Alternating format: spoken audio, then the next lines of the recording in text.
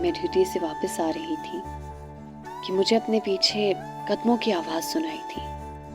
میں نے زیادہ نوٹس نہیں کیا، لیکن جب قدموں کی آہٹ مسلسل آتی رہی تو میں سمجھ گئی کہ کوئی ہے جو میرا پیچھا کر رہا ہے۔ کچھ فاصلے پر کوئی چلا آ رہا ہے۔ اگلے دن جب میں بس سے اتری تو میرے پیچھے کوئی اترا۔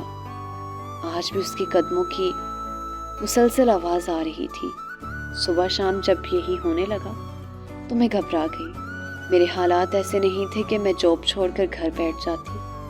میں تو گھر سے باہر نکلنا ہی نہیں چاہتی تھی۔ اگر میری مجبوری نہ ہوتی تو میں جاب نہ کرتی۔ بس کی ونڈو سے سر ٹکا کر میں یہی سوچ رہی تھی، آخر کیسے میں ان پیچھا کرنے والوں سے، ان گھورنے والی نظروں سے بچ سکتی ہوں۔ میری منزل آ گئی تھی۔ دل ہوش ہوا کہ اب اس لوفر سے جان چھوٹ جائے گی۔ سڑک پر آئی تو اسے پیچھے آتے دیکھا۔ مجھ میں صبر نہیں رہا۔ تبھی میں نے اس کو 2-4 باتیں سنا دی۔ اسی وقت کچھ لوگ پاس سے گزر رہے تھے۔ وہ سمجھے کہ شاید اس نے مجھے چھیڑا ہے۔ وہ تو اس کو مارنے کو آگے بڑھے۔ لڑکا بولا، ان سے پوچھ لیں کہ میں نے کچھ بھی نہیں کیا، میں تو اپنے راستے پر جا رہا تھا، ان کو کوئی غلط فہمی ہوئی ہے۔ ایک نے مجھ سے پوچھا، کیا اس نے آپ کو چھیڑا ہے؟ نہیں، چھیڑا تو نہیں، لیکن میرا پیچھا کرتا ہے۔ وہ کہنے لگا، میں ان کا پیچھا نہیں کر رہا، یہ میرے گھر کا راستہ ہے، میں اپنے گھر جا رہا ہوں۔ کیا اپنے گھر جانا بھی کوئی جرم ہے؟ میں نے پیچھے مڑ کر پھر نہیں دیکھا کہ اس کے ساتھ کیا ہوا۔ میں تیز تیز قدم اٹھاتی ہوئی گھر پہنچ گئی۔ البتہ شور کی آواز مجھے آ رہی تھی۔ گھر پہنچی تو میں پریشان اور تھکی ہوئی تھی۔ شام سے رات ہو گئی۔ میں کافی افسردہ تھی۔ اگلے دن ڈیوٹی پر جانے کے لیے میں بس اسٹاپ پر آئی تو وہ پھر ملا، لیکن آج اس کے چہرے پر چمک نہیں تھی۔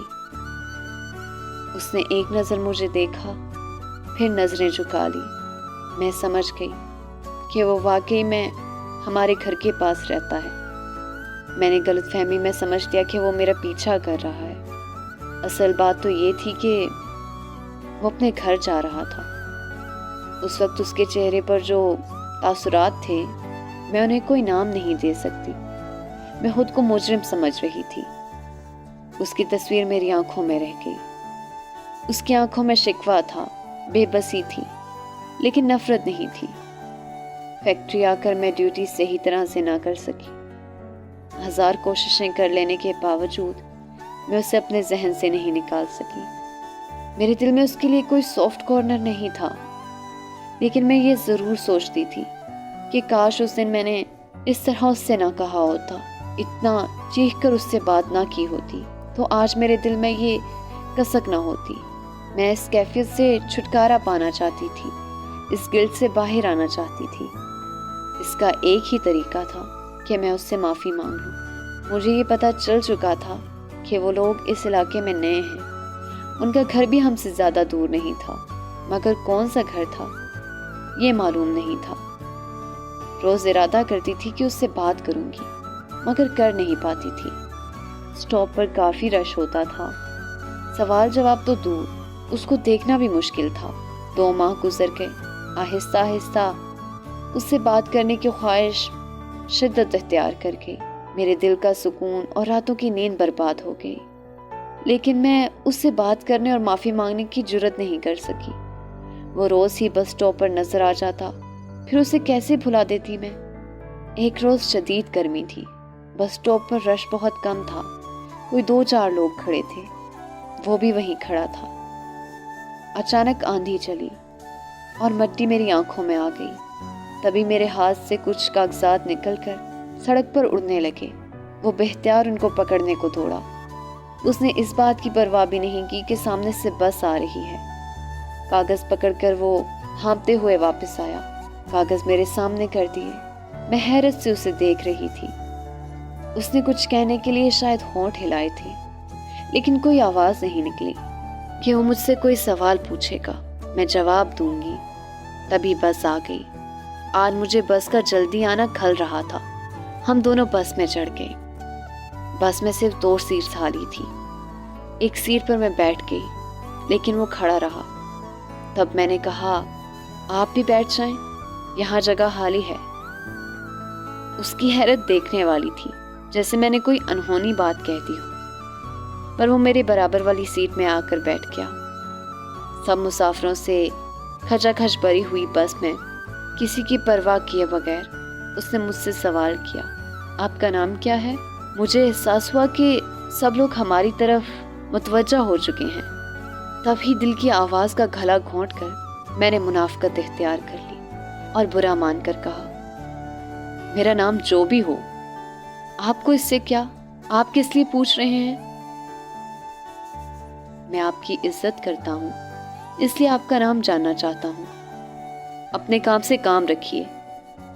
सब लोग हमारी तरफ देखने लगे। तभी उसका रंग उड़ गया।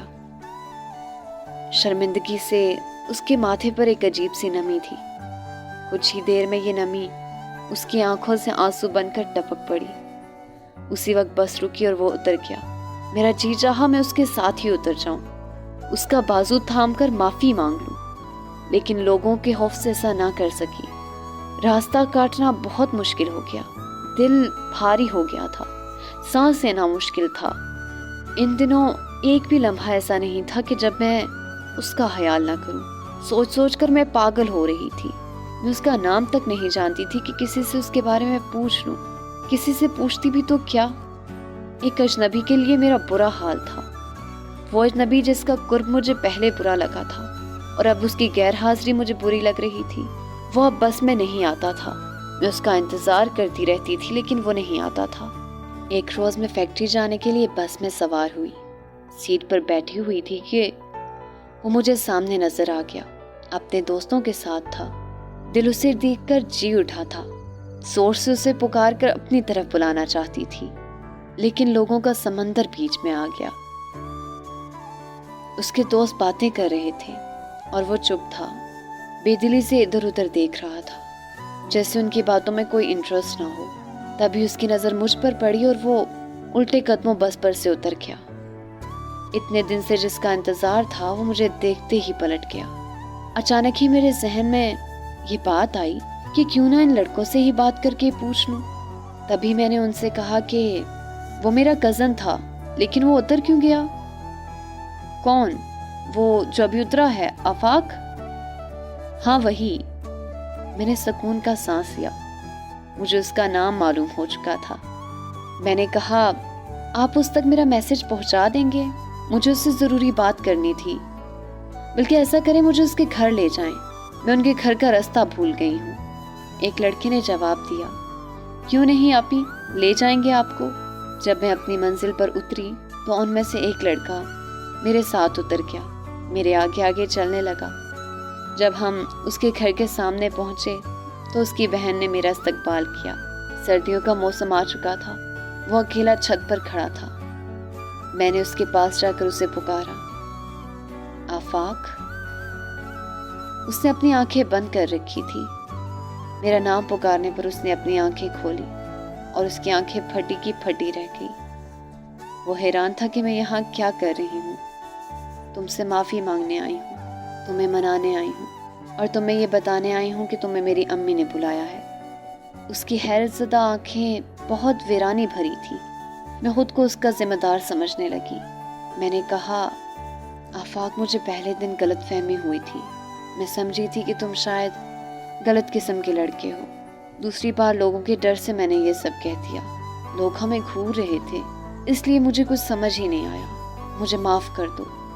मैं खुद तुमसे बात करना चाहती थी, माफ़ी मांगना चाहती थी, लेकिन जब लोग हमारी तरफ मुतवज्जो हो गए तो मुझे शर्म आ गई। मुझे बुरा लगा और मैंने आगे से वो सब कह दिया। लोगों ने तुम्हारी खातिर मेरी बेइज्जती की, मगर मैंने हमेशा उसे अपनी इज्जत समझा, क्योंकि मैं तुमसे नफरत नहीं करता। मैं तुम्हें फॉलो ज़रूर करता हूँ। जानती हो क्यों? तुम्हारे मोहल्ले में 2-3 लड़के हैं, आवारा हैं और जानते हैं कि तुम एक बेवा माँ की बेटी हो, मजबूरन घर से निकलती हो। वो तुम्हें नुकसान पहुंचाना चाहते थे, क्योंकि तुम्हारा कोई भाई भी नहीं था जिसका उनको खौफ होता। एक रोज़ वो मोहल्ले में खड़े تمہیں تنگ کرنے، تمہارا پیچھا کرنے کا پلان بنا رہے تھے۔ میں نے ان کی باتیں سن لی اور ان کو ٹوکا۔ وہ خاموش ہو گئے کیونکہ وہ جانتے تھے کہ میرے فادر پولیس میں ہیں، پر وہ باز نہیں آئے۔ ان میں سے ایک ہر روز باری باری تمہارا پیچھا کرتا تھا۔ میں اسی بس میں جان بوجھ کر سوار ہو جاتا تھا جس میں تمہیں جانا ہوتا تھا۔ یہ بس بالکل میرے دفتر کے سامنے رکتی ہے، اسی لیے میں بائک پر جانے کی جگہ بس پر جانے لگا، صرف تمہارے لیے۔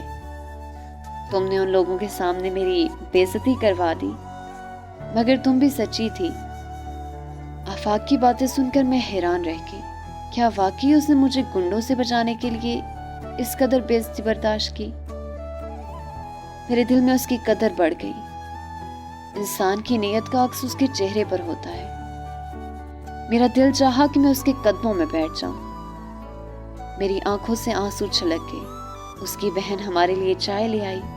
اس نے اپنی بہن سے میرا تعارف اس طرح کرایا۔ اس کا نام آئینہ ہے، یہ میرے آفس میں کام کرتی ہے، ان کو امی سے ملوا دو، پھر تم بھی تیار ہو جاؤ، ہم دونوں ان کو گھر چھوڑنے جائیں گے۔ میں وہاں 2 گھڑی کے لیے گئی تھی، مگر مجھے وہاں اتنی عزت ملی کہ جی چاہتا تھا کہ ہمیشہ کے لیے وہیں رہ جاؤں۔